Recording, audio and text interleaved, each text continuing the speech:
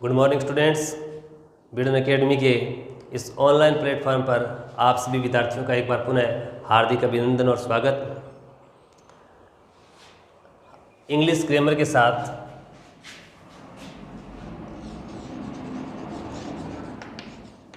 Students, पिछले video में हमने सिंपल प्रेजेंट के हेल्पिंग वर्ब के बारे में जाना था। अब हम पढ़ेंगे मैन वर्ब के बारे में। सिंपल प्रेजेंट में कौन सी मैन वर्ब यूज़ होती है, इसके बारे में हम इस वीडियो में अध्ययन करेंगे।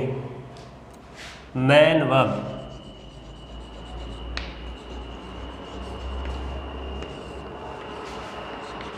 इस शब्द से ही हमें अर्थ मालूम हो रहा है। मैन का अर्थ हो गया मुख्य और वर्ब का अर्थ हो गया क्रिया, तो इसका अर्थ हो गया मुख्य क्रिया। मैन वर्ब का अर्थ क्या हो गया? मुख्य क्रिया। हमने लास्ट वीडियो में अध्ययन किया था और वीडियो के हम लास्ट में पढ़ रहे थे कि हेल्पिंग वर्ब कौन कौन सी हैं, डू और डज। अब डू और डज के साथ मैन वर्ब की कौन सी फॉर्म आती है और सिंपल प्रेजेंट के अफर्मेटिव में हेल्पिंग वर्ब मैन वर्ब का किस प्रकार यूज होता है। तो हमने सब्जेक्ट पढ़े थे दो प्रकार के, एक तो सिंगुलर सब्जेक्ट और एक प्लूरल सब्जेक्ट। तो बात करते हैं पहले हमने प्लूरल सब्जेक्ट की। किसकी बात करते हैं? Plural subject. प्लूरल सब्जेक्ट में सिंपल प्रेजेंट के अफर्मेटिव सेंटेंस में जो सेंटेंस का जो पैटर्न रहेगा वो क्या रहेगा? सब्जेक्ट प्लस वर्ब की first form plus object et cetera, यानी आगे कोई रिमेनिंग पार्ट जो बच गया एडवर्ब हो सकता है, यानी कोई स्थान सूचक शब्द हो सकता है, कोई समय सूचक शब्द हो सकता है। अगर सब सिंगुलर सब्जेक्ट हो, SINGULAR, सिंगुलर सब्जेक्ट हो, तो इसका पैटर्न क्या रहेगा? सब्जेक्ट प्लस वर्ब की फर्स्ट फॉर्म प्लस SES या IES प्लस ऑब्जेक्ट। यानी जब सब्जेक्ट सिंगुलर होगा तो हमको वर्ब को भी क्या बनाना पड़ेगा? सिंगुलर। और जब सब्जेक्ट प्लूरल होगा तो हम वर्ब को क्या रखेंगे? प्लूरल। और इस चीज़ को हम पढ़ चुके हैं कि जब वर्ब के आगे SES और IES जोड़ा जाता है तो वर्ब हमेशा क्या बनती है? सिंगुलर बनती है। लेकिन जब नाउन के आगे SES और IES जोड़ेंगे तो नाउन हमेशा क्या बनती है? प्लूरल। तो इस चीज़ को आपको याद रखना है। ये शायद मैंने बेसिक टर्म में आपको बता दिया, लेकिन एक बार फिर इसकी चर्चा कर लेते हैं। जब नाउन के आगे SES और IES जोड़ा जाता है तो नाउन क्या बनती है? प्लूरल बनती है। नाउन क्या बनती है? प्लूरल। लेकिन जब वर्ब के आगे SES और IES जोड़ा जाता है तो वर्ब हमेशा क्या बनती है? सिंगुलर बनती है। वर्ब हमेशा क्या बनती है? सिंगुलर। इस चीज़ को याद रखना। ये स्पेशल चीज़ को आप नोट लगा के अपनी नोटबुक में उतार सकते हो। जैसे हम पिछले वीडियो में हमने बात की थी कि वर्ब की फर्स्ट फॉर्म मतलब present tense, PRESENT TENSE। Verb की सेकंड फॉर्म मतलब है पास्ट टेंस। ये इसकी शॉर्ट एंड स्वीट डेफिनेशन हमें कह सकते हैं। कैसे? वर्ब की फर्स्ट फॉर्म प्रेजेंट किसको व्यक्त करता है? केवल वर्ब की फर्स्ट फॉर्म को। और जो पास्ट है वो किसको व्यक्त करता है? केवल वर्ब की सेकंड फॉर्म को। अब देखो, हम वापस इस पैटर्न पे आते हैं कि दो प्रकार के पैटर्न बने। किसके? केवल अफर्मेटिव के। ये जो बात चल रही थी वो केवल किसकी चल रही है? अफर्मेटिव की। ये लगा के मैं लिख सकता हूँ अफर्मेटिव सेंटेंस, क्योंकि इस चीज़ का हमने अध्ययन कर लिया है कि प्रत्येक टेंस कितने प्रकार के सेंटेंस बनाता है? 4 प्रकार की। अफर्मेटिव, नेगेटिव, इंटरोगेटिव और इंटरोगेटिव नेगेटिव। तो हम सबसे पहले बात कर रहे हैं अफर्मेटिव सेंटेंस की। अफर्मेटिव सेंटेंस में हमने 2 प्रकार के सब्जेक्ट बताए, एक तो सब्जेक्ट प्लूरल और एक सब्जेक्ट सिंगुलर। तो इसके 2 प्रकार ही हमने पैटर्न बनाए। कौन कौन से? सब्जेक्ट प्लस वर्ब की फर्स्ट फॉर्म प्लस से ऑब्जेक्ट, आगे जो रिमेनिंग पार्ट बच जाएगा वो। सिंगुलर सब्जेक्ट में क्या बनाया? सब्जेक्ट प्लस वर्ब की फर्स्ट फॉर्म प्लस SES या IES प्लस से ऑब्जेक्ट। अब यहाँ पर हमने एक चीज़ देखी है कि सबसे पहले आ रहा है सब्जेक्ट, सब्जेक्ट के बाद क्या प्रयुक्त हो रही है वर्ब, और उसके बाद में क्या प्रयुक्त हो रहा है ऑब्जेक्ट। अब इससे पहले वाले वीडियो में मैंने आपको एक अंतर समझाया था, किसका, कंपैरिजन ज़रूरी है, कंपैरिजन ज़रूरी है। तुलनात्मक जब हम अध्ययन करेंगे तो हमारे किसी भी चीज़ का कोई डाउट नहीं रहेगा। हमने पिछले वीडियो में चर्चा की थी किसकी, कि हम टारगेट लैंग्वेज अगर हम इंग्लिश सीखना चाहते हैं तो इसको हिंदी से जोड़ देते हैं। जिस प्रकार ये पहचान हिंदी वाली जैसे हमने चर्चा की थी, ता है, ती है, ते है, ये हम सिंपल प्रेजेंट की बता रहे थे, ता था, ती थी, ते थे, ये जो सारी जो पहचान है ये सिंपल पास्ट की बता रहे हैं। गा, गे, गी, ये सिंपल फ्यूचर की हमने पढ़ी भी है, लिखी भी है, टीचर से सुनी भी है, और हमने बुक्स में भी ये चीज़ें देखी। लेकिन मैंने ये बताया था आपको कि इन चीज़ों का कोई मतलब नहीं है। ये चीज़ सीख करके हम ये नहीं कह सकते कि हम टेंस में परिपक्वता ले आए हैं। क्यों? कि हिंदी से इंग्लिश को लिंक करना, हिंदी से, मैं फिर से कह रहा हूँ, इंग्लिश को हिंदी से लिंक करना, इंग्लिश को जब हिंदी से जोड़ोगे तो आप काबिलियत हासिल नहीं कर सकते। क्योंकि है, इतनी बात मानते हैं कि ग्रामर चाहे किसी भी विषय का हो, वो एक चीज़, एक जो टॉपिक है वो दूसरे टॉपिक से रिलेटेड होता है। जैसे इंग्लिश में होता है वॉइस, हिंदी में होता है वाच्य, दोनों बात एक ही। इंग्लिश में वॉइस का अर्थ वाच्य है, वहाँ पर इंग्लिश में भी वाच्य होते हैं, हिंदी में भी वाच्य होते हैं, और संस्कृत में भी वाच्य होते हैं, लेकिन उनका पैटर्न बिल्कुल अलग होता है। क्यों? कि यहाँ पर भी मैं आपको बता सकता हूँ कि यहाँ पर जो इंग्लिश का जो सेंटेंस है वो किस पैटर्न को फॉलो करता है, पहले सब्जेक्ट, उसके बाद वर्ब, और उसके बाद ऑब्जेक्ट। लेकिन हिंदी का सेंटेंस इस पैटर्न को फॉलो नहीं करेगा। जैसे मैं आपको बता सकता हूँ, इस चीज़ को हम सिद्ध कर सकते हैं। जैसे रवि गाना गाता है, रवि गाना गाता है, ये आपका ता है, ये वर्ड तो मिल गया। और ये चीज़ मैंने आपको कही थी कि इसमें अगर आपके सामान्य स्तर पर ये चीज़ समझ में आ रही है कि ता है, ती है, ते है, इनके एंड वाला वर्ड, ये इन वर्ड से जो सेंटेंस एंड होता है वो सिंपल प्रेजेंट का होता है, तो जुडिशियस यूज आप कर सकते हैं। तो इस आधार पर तो हम कह सकते हैं कि सिंपल प्रेजेंट का, इन सामान्य स्तर पर आप इसको समझ सकते हो। लेकिन अब बात करते हैं इस पैटर्न की। रवि क्या है, इस हिंदी की बात करें, कर्ता, इस सेंटेंस का क्या है, कर्ता है, इस वाक्य का कर्ता है। गाता है, ये इसमें क्या है, क्रिया है, और क्या गाता है, गाना। यानी हिंदी में आपने अपने हिंदी के अध्यापक से ये कहता सुना होगा कि किसी भी सेंटेंस की क्रिया से आप क्या लगाकर प्रश्न करोगे और उत्तर में जो आपको मिलेगा वो उस वाक्य का क्या होगा, कर्म होगा। तो रवि क्या गाता है, तो रवि गाना गाता है। रवि क्या गाता है, क्या के जवाब में क्या आंसर मिल रहा है आपको, गाना। तो बताओ ये क्या हो गया, कर्म। और इंग्लिश में क्या है, यानी हिंदी का तो पैटर्न ये होगा, पहले कर्ता, फिर कर्म, और फिर क्रिया। और इंग्लिश में क्या होता है, पहले सब्जेक्ट, फिर वर्ब, और फिर ऑब्जेक्ट। तो बताओ हिंदी से इंग्लिश का पैटर्न विपरीत हुआ कि नहीं हुआ।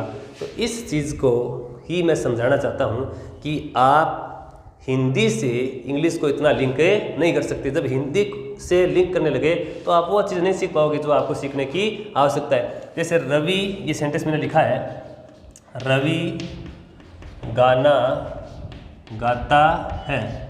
इस सेंटेंस की हम इंग्लिश बनाएंगे तो क्या बनेगा, सेंटेंस क्या है इसमें, सेंटेंस में सब्जेक्ट क्या है, रवि। तो सबसे पहले क्या लिखेंगे, रवि। अब आएंगे वर्ब पर। अब ये बताओ कि जो रवि सब्जेक्ट है वो सिंगुलर है या प्लूरल है। तो रवि सब्जेक्ट क्या है, सिंगुलर है, क्योंकि रवि तो किसी एक आदमी का नाम है, किसी लड़के का नाम है, एक ही व्यक्ति है। अब गाना गाता है, ये गाना ये एक ऑब्जेक्ट है, इसकी स्पेलिंग होती है सॉन्ग। और गाना, गाना जो वर्ब है उसकी जो मीनिंग होती है वो होती है सिंग। सिंग यानी गाना। तो इसकी जो इंग्लिश बनेगी वो क्या बनेगी, रवि। इस पैटर्न को फॉलो करेंगे। सब्जेक्ट क्या है, रवि, और वर्ब क्या है, सिंग। वर्ब क्या है, सिंग। ये लो जी, सिंग लिख दिया। अब ये देखना है कि जब सब्जेक्ट सिंगुलर है तो वर्ब को भी क्या बनाना पड़ेगा, सिंगुलर। क्यों कि जब ये हमने सिंपल प्रेजेंट के अफर्मेटिव के बारे में पढ़ा है कि जब सब्जेक्ट सिंगुलर होगा तो वर्ब को भी क्या बनाना पड़ेगा, सिंगुलर। तो वर्ब के आगे हमको एस, ई एस और आई एस में से जोड़ना पड़ेगा। तो यहाँ मैं एस जोड़ता हूँ, और एस क्यों जोड़ता हूँ, ये बताएंगे हम, इसके बाद में पढ़ेंगे कि इसके आगे मैंने एस क्यों जोड़ा, ES क्यों नहीं जोड़ा, IES क्यों नहीं जोड़ा। तो Ravi sings a song, Ravi गाना गाता है। तो अब इसमें देखो ये जो सेंटेंस था हिंदी वाला, यहाँ पर कर्ता आ गया, फिर कर्म और क्रिया लास्ट में। यहाँ पर क्या है, subject plus verb plus object. तो बताओ हिंदी से अलग हुआ कि नहीं हुआ, समझ में आया आपके अच्छी तरीके से। अब हम इस सेंटेंस को, इस पैटर्न को इतना समझने के बाद ये नोट किया हमने कि जब सब्जेक्ट सिंगुलर होगा तो वर्ब की फर्स्ट फॉर्म के साथ एस, ES और IES से जोड़ेंगे। अब कहाँ एस जोड़ेंगे, कहाँ ES जोड़ेंगे और कहाँ IES जोड़ेंगे, ये हम रूल के माध्यम से पढ़ेंगे। तो तब तक आप इसको नोट कीजिए अपनी नोटबुक के अंदर। देखिए स्टूडेंट्स, अब हम बात कर रहे थे कि एस कहाँ लगाएंगे, ES कहाँ लगाएंगे और IES से कहाँ लगाएंगे। तो सबसे पहले हम चर्चा करते हैं कि ES कहाँ लगाएंगे। तो मैं लिख सकता हूँ ES का नियम, यानी ES किसी वर्ब के अंत में लगाने का क्या रूल है, क्या तरीका है। पहले मैं आपको बता दूँ, यदि किसी वर्ब का अंतिम अक्षर, यदि किसी वर्ब का अंतिम अक्षर O, S, SS, SH, CH, X और Z हो तो उस वर्ब के अंत में हम ES लगाकर इसका सिंगुलर बनाएंगे। किसी वर्ब का अंतिम अक्षर O, S, SS, SH, CH, X और Z हो तो हम उस वर्ब के अंत में ES लगाकर क्या बनाएंगे, प्लुरल। तो इसकी सिंगुलर बनाएंगे। इसकी मैं डेफिनेशन लिखता हूँ, यदि किसी वर्ब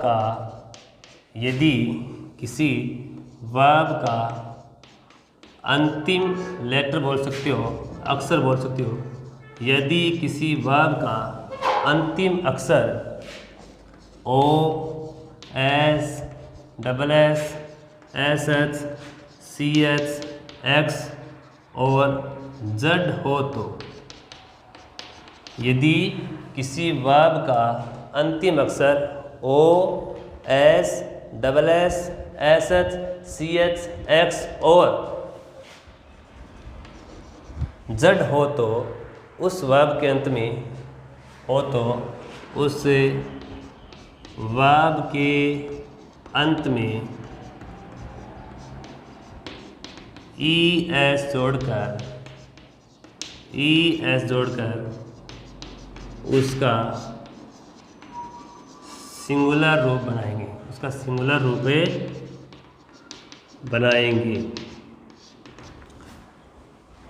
तो अब इसके एग्जांपल देखते हैं हम कि ऐसी कौन सी वर्ब है जिसका अंतिम अक्षर O है, ऐसी कौन सी वर्ब है जिसका अंतिम अक्षर SS है, ऐसी कौन सी वर्ब है जिसका अंतिम अक्षर SH है, ऐसी कौन सी वर्ब है जो CH पे एंड होती है, और ऐसी कौन सी वर्ब है जो X पे एंड होती है, और ऐसी कौन सी वर्ब है जो Z पे एंड होती है। अब एक एक एग्जाम्पल के आधार पर हम इस रूल को क्लियर करेंगे। एक बार पुनः देख लीजिए, यदि किसी वर्ब का अंतिम अक्षर O हो, S हो, SS हो, SH हो, CH हो, X हो और यानी अथवा Z हो तो उस वर्ब के अंत में ES जोड़कर उसका सिंगुलर रूप बनाएंगे। ये याद रखना है, यानी वर्ब के अंत में S, ES और IS जुड़ता है तो वर्ब हमेशा क्या बनती है, सिंगुलर बनती है। जैसे एक वर्ड है गो, गो के लास्ट में क्या है, O, यानी यहाँ मैं O लिख रहा हूँ, O के कारण हम इसका क्या रूप बनाएंगे, गोज, यानी इस O के कारण इसके अंत में हमने क्या जोड़ा है, ES। एक वर्ब है जैसे पास, पास के लास्ट में क्या है, SS, तो इसके लास्ट में क्या जोड़ेंगे, ES, PASSES। अगला वर्ड है जैसे क्रॉस, CROSS, क्रॉस के लास्ट में क्या है, SS, तो इसका क्या बनेगा, CROSSES। एक वर्ड है जैसे टीच, TEACH, इसके लास्ट में क्या है, CH, तो इसका कैसे बनेगा, TEACHES। एक वर्ड है जैसे वॉच, WATCH, इसके लास्ट में क्या है CH, इसका क्या बनेगा WATCHES।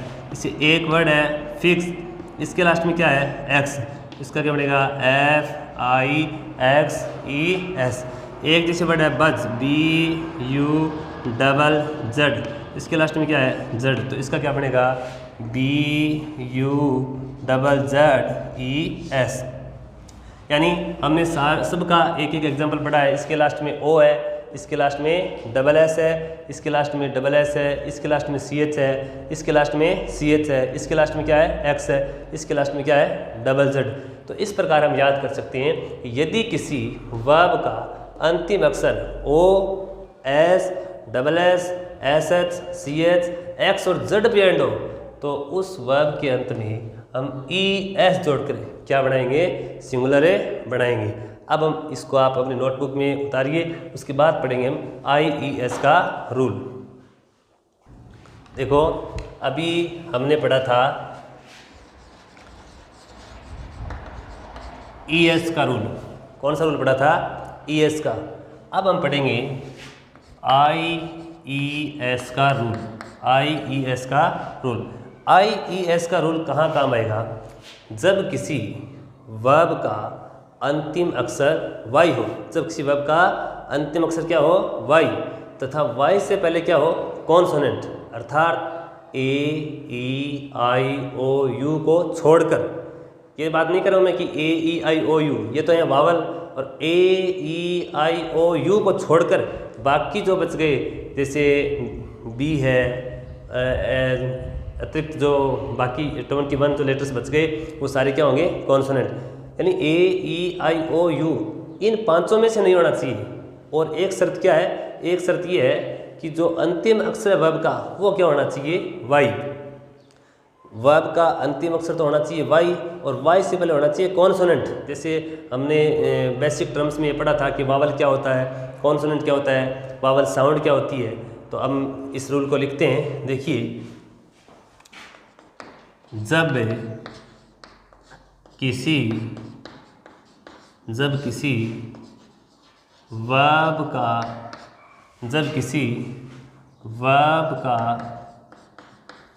अंतिम अक्षर, जब किसी वर्ब का अंतिम अक्षर Y हो, जब किसी वर्ब का अंतिम अक्षर Y हो तथा Y से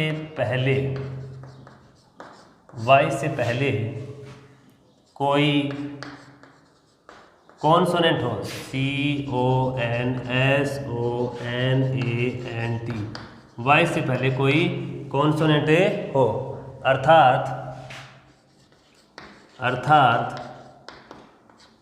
A, E, I, O, U को छोड़कर, A, E, I, O, U को छोड़कर।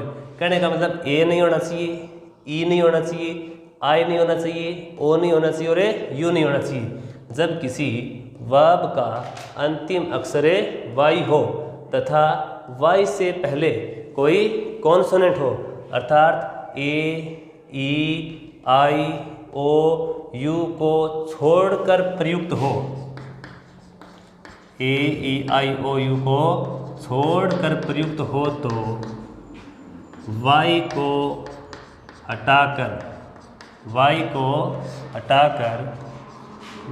के स्थान पर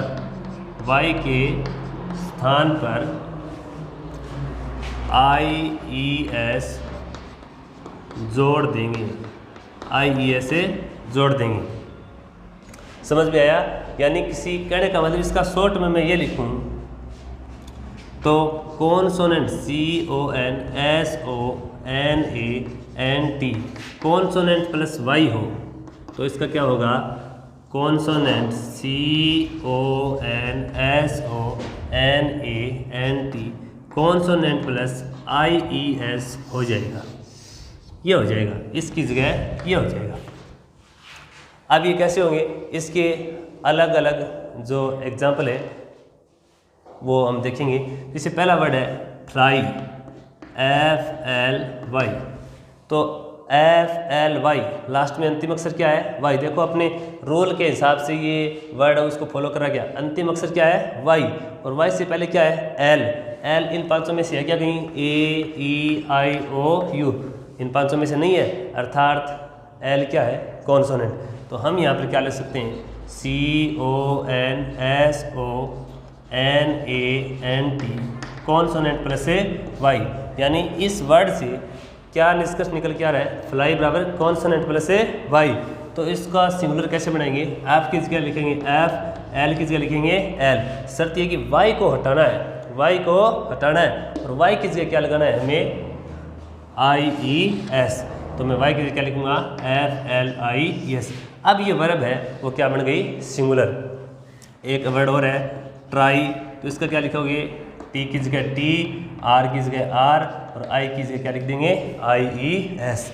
उसी प्रकार एक वर्ड है क्राई, तो इसमें क्या लिखेंगे? C की जगह C, R की जगह R, और Y की जगह IES।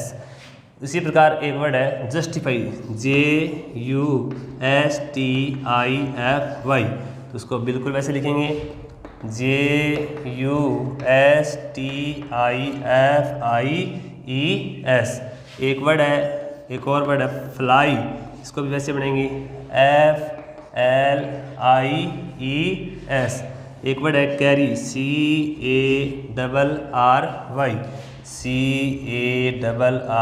CARRIES। यानी अगर हिंदी से बात करें तो वर्ब की पहचान ये होती है कि एक तो ये डूइंग वर्ड है, काम करने वाला है, और एक ही है कि हिंदी में हिंदी जो वर्ब, इन सभी वर्ड की अगर हिंदी निकालें तो लास्ट में ना जो अक्षर है वो प्रयुक्त होता है। जैसे फ्लाई यानी उड़ना, ट्राई यानी कोशिश करना, लास्ट में सभी के नाम से, क्राई यानी चिल्लाना, जस्टिफाई मानी उचित ठहराना, फ्लाई मानी उड़ना, कैरी मानी ले जाना। तो इन सब के अंत में क्या प्रयुक्त हो रहा है? ना। तो ये एक वर्ब की छोटी सी आप विशेषता याद कर सकते हो, इसकी फीचर याद रख सकते हो। तो अभी तक हमने क्या पढ़ा है कि अगर किसी वर्ब का अंतिम अक्षर क्या हो?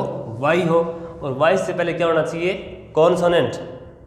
एक शर्त अपने यहाँ पर रखी है कि अगर Y हो और Y से पहले क्या हो? कॉन्सोनेंट। Y से पहले अगर हो कॉन्सोनेंट तब तो हम लगा रहे हैं IES।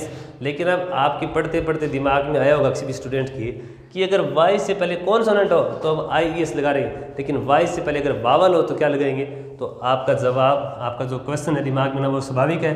तो आप इसको विशेष रूप से लिख सकते हो नोट लगा करके, यानी vowel plus Y, vowel plus Y होने पर केवल S लगाएंगे, केवल S।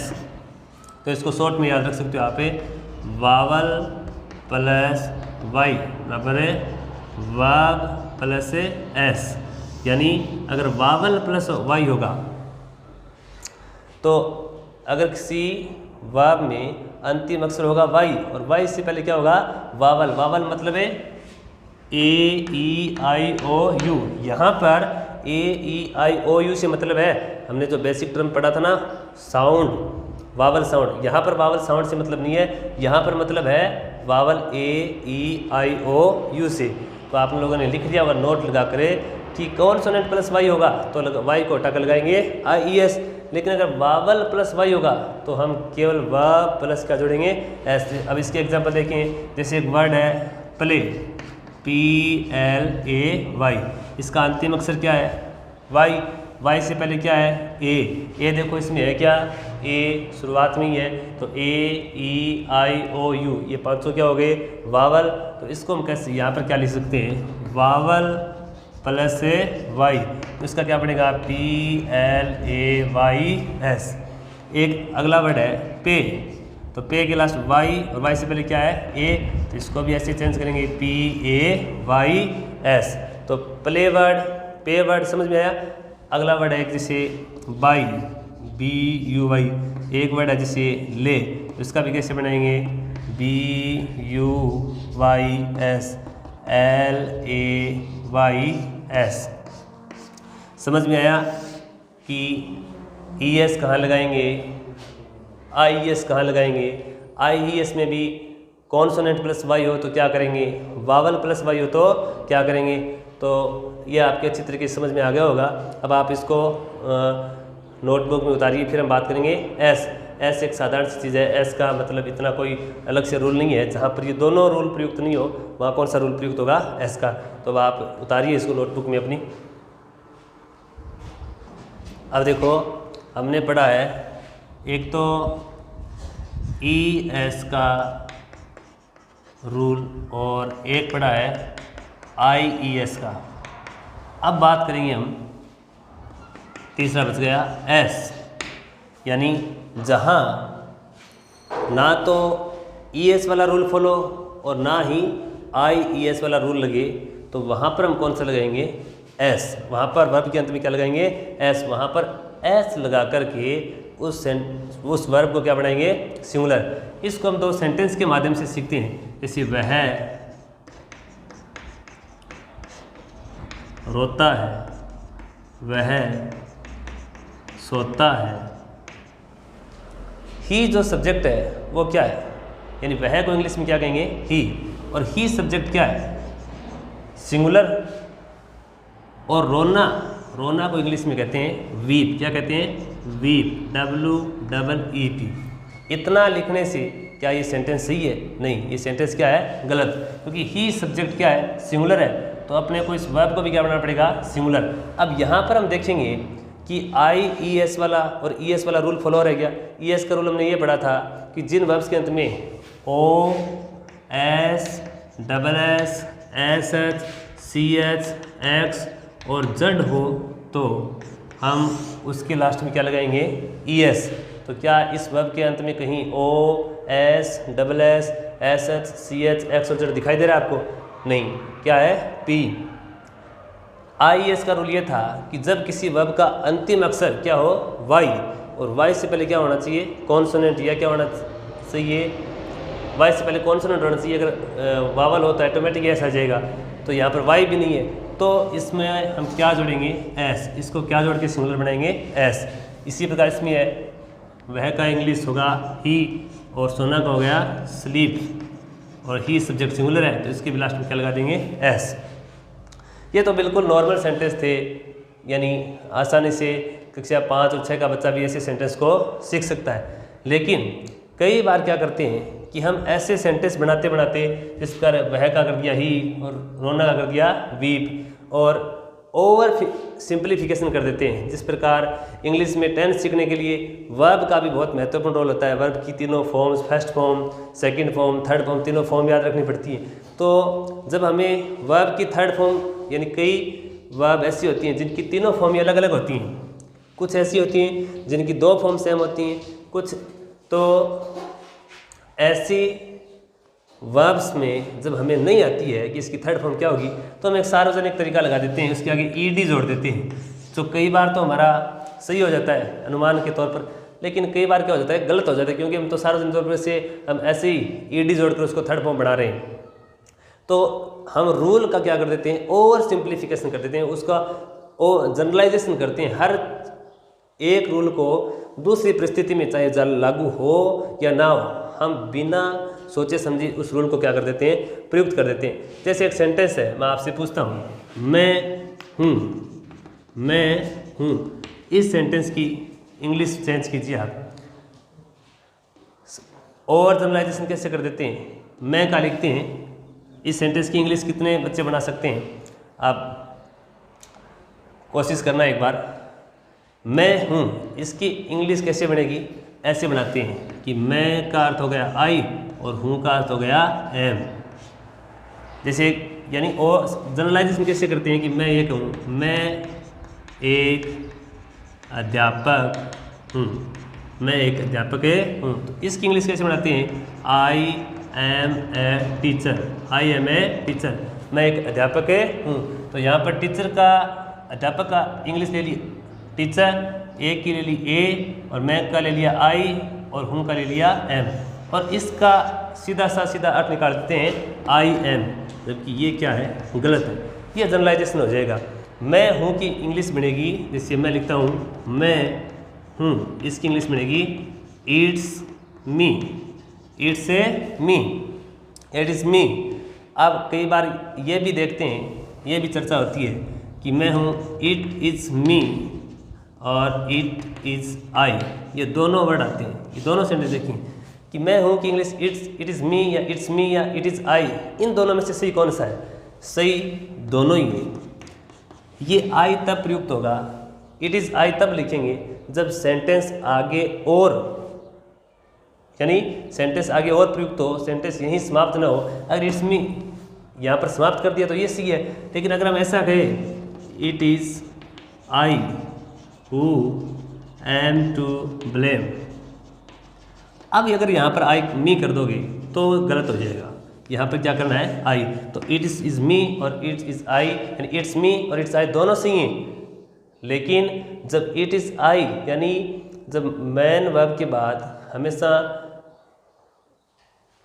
मी और आई दोनों प्रयुक्त कर सकते हैं, लेकिन जब सेंटेंस आगे और लंबा चले, यहीं तक समाप्त न हो, तो हमें इस वर्ब के बाद क्या रखना पड़ेगा? नॉमिनेटिव कैसे रखना पड़ेगा? आई रखना पड़ेगा, क्योंकि ये जो इसको एंटेस्टेड बोलते हैं, ये जो वर्ब है वो इस हु से पहले आने वाले सब्जेक्ट के अनुसार आएगी। अगर यहाँ पर मी कर देंगे तो मी तो ऑब्जेक्ट है, तो यहाँ पर जो एम वर्ब आ रही है वो किसके साथ कनेक्ट हो रही है? इसे आई के साथ।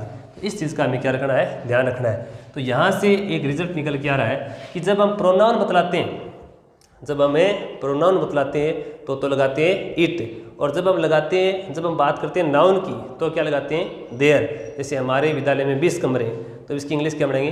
There are 20 rooms in my school. तो इसको मैं आपको लिखा देता हूँ कि जब हम प्रोनाउन की बात करते हैं या जब हम प्रोनाउन बतलाते हैं, जब हमें प्रोनाउन बतलाते हैं तो इट का प्रयोग करेंगे। जब हम प्रोनाउन बतलाते हैं तो किसका प्रयोग करेंगे? इट का। और जब नाउन बतलाते हैं, जब हम क्या बतलाते हैं? नाउन बतलाते हैं, तो प्रयोग करेंगे देयर का। किसका? देयर का। देयर और इट एक इंट्रोडक्टरी सब्जेक्ट के रूप में इनका यूज करेंगे। जैसे मैं एक सेंटेंस बनाऊँ, ग्लास है, तो इसकी इंग्लिश बनेगी there is a glass, there is a glass. तो आपको ये अंतर समझ में आया? ई एस का यूज़ कहाँ होगा, आई एस का यूज़ कहाँ होगा और एस का यूज़ कहाँ होगा। तो एस का, ई एस का और आई एस का रूल पढ़ने के बाद हमने चर्चा की थी कि रूल का जनरलाइजेशन नहीं करना है और सिंप्लीफिकेशन नहीं करना है। एक स्थिति का दूसरी स्थिति में बिना सोचे समझे प्रयोग नहीं करना है, क्योंकि अगर बिना सोचे समझे इसका प्रयोग करेंगे तो ये इट्स मी, इट्स आई और देयर इज ए क्लास वाले सेंटेंस की तरह हमारे सेंटेंस क्या हो जाएंगे? गलत हो जाएंगे। ऐसे सेंटेंस को हम क्या कर देंगे? गलत कर देंगे। जैसे इसमें मैं एक अध्यापक हूँ, सेंटेंस से हमने सीखा आई और एम को निकाल के मैं हूँ, इसकी इंग्लिश हमने बना दी, तो ये ऐसा रूल अपना क्या हो जाएगा? गलत हो जाएगा। तो इस चीज़ को अपने को दिमाग में रखना है कि प्रोनाउन का यूज़ कैसे करेंगे, देयर और इट का इंट्रोडक्टरी सब्जेक्ट के रूप में यूज़ कैसे करेंगे। तो आई होप, मैं समझता हूँ कि आशा करता हूँ कि आपको बिल्कुल ही अच्छी तरीके से समझ में आया होगा कि एस, ई एस और आई एस का प्रयोग कहाँ होता है। इससे आगे अब हम अफर्मेटिव सेंटेंस के जो पैटर्न था वो सीख लिया, इसके नॉर्मल सेंटेंस सीख लिए। इससे आगे की जो विस्तार की बात है वो हम सीखेंगे अगले वीडियो में और अपना सिंपल प्रेजेंट टेंस को उसको पूरा करेंगे। तो मैं समझता हूँ कि आपको ये अच्छी तरीके से समझ में आया होगा। इस वीडियो को लाइक कीजिए, शेयर कीजिए, और आपको कोई कुछ समझ में नहीं आया तो स्टूडेंट आप विद्यालय के ग्रुप में भी पर्सनली पूछ सकते हैं और कमेंट बॉक्स में भी कमेंट कर सकते हैं। धन्यवाद।